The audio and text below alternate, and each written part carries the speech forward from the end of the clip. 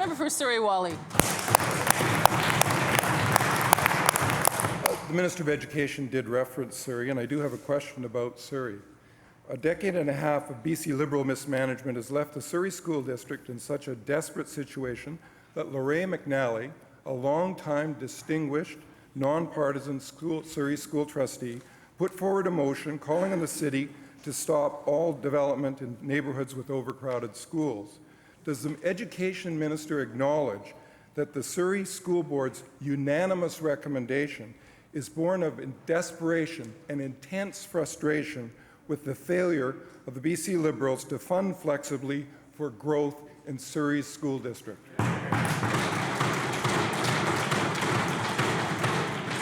Minister of Education.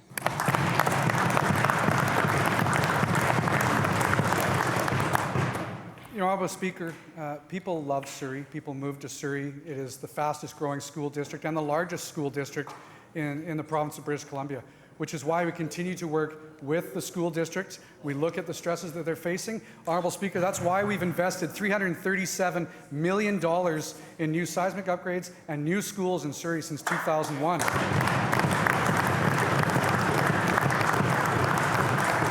Honourable Speaker, we've created 8,500 new seats in Surrey. And yes, we've got more to do. That's why we continue to work with the Surrey School District. That's why we've just announced another school there in Clayton that's under construction right now. That's why we're working with the district for further announcements this year, because we understand the growth pressures that they're under and why we work closely with the school district for those investments.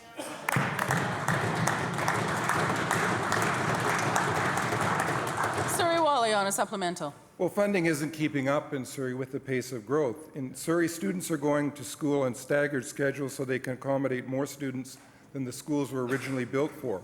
The district is forced to spend from its operating budget $4 million a year, that's money that doesn't go into classrooms, to service more than 300 portables.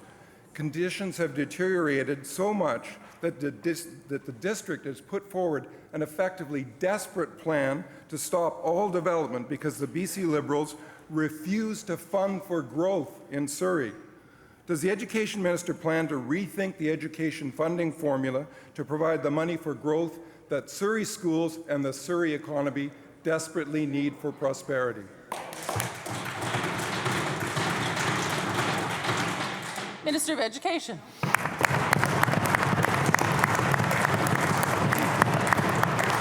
Well, I find it quite interesting, Honourable Speaker, that the member opposite actually wanted to use the word economy. If he continues to say no to everything, we won't have money in the province of British Columbia for these investments.